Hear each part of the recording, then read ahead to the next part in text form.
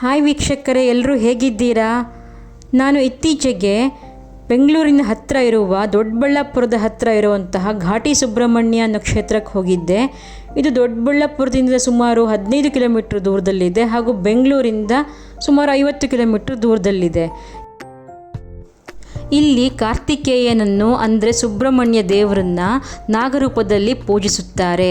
ಇದು ಸರಿಸುಮಾರು 1600 ಇಸವಿಯಲ್ಲಿ ಕಟ್ಟಿದಂತಹ ದೇವಸ್ಥಾನ.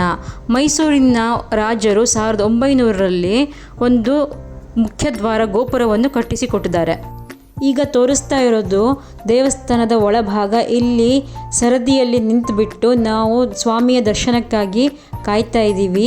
ಈ ದೇವಸ್ಥಾನದ ವೈಶಿಷ್ಟ್ಯ ಏನು ಅಂತಂದರೆ, ಒಂದೇ ಒಂದು ಕಲ್ಲಿನಲ್ಲಿ ಈ ಕಡೆ ಮುಖದಲ್ಲಿ ಕಾರ್ತಿಕೇಯನ ವಿಗ್ರಹ ಇದೆ, ಅದರ ಹಿಂಭಾಗದಲ್ಲಿ ನರಸಿಂಹನ ವಿಗ್ರಹವಿದೆ. ಹಾಗಾಗಿ ಗರ್ಭಗುಡಿಯಲ್ಲಿ ನರಸಿಂಹನ ವಿಗ್ರಹ ಹಾಗೂ ನರಸಿಂಹ ವಿಗ್ರಹ ಕಾಣಿಸ್ಲಿ ಅಂತ ಹೇಳಿಬಿಟ್ಟು ಒಂದು ಕನ್ನಡಿಯನ್ನಿಟ್ಟಿದ್ದಾರೆ. ನಾವು ಫಸ್ಟ್ ನೋಡೋದು ಕಾರ್ತಿಕೇಯನ್ನ, ಕನ್ನಡಿಯಲ್ಲಿ ನೋಡೋದು ನರಸಿಂಹ ದೇವರನ್ನು.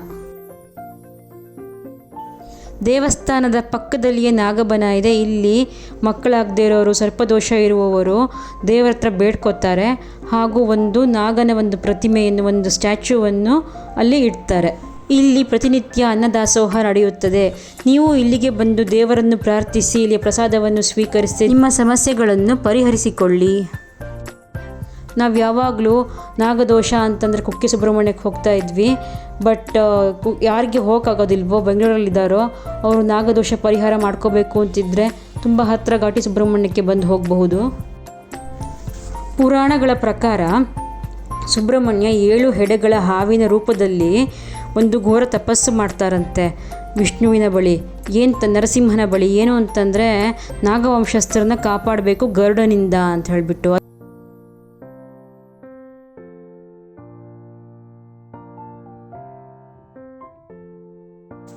ಈ ದೇವಸ್ಥಾನವನ್ನು ಕಟ್ಟಿದ್ದು ಗೋರ್ಪಡೆ ವಂಶಸ್ಥರಂತೆ, ಸಂಡೂರಿನ ಗೋರ್ಪಡೆ ವಂಶಸ್ಥರು.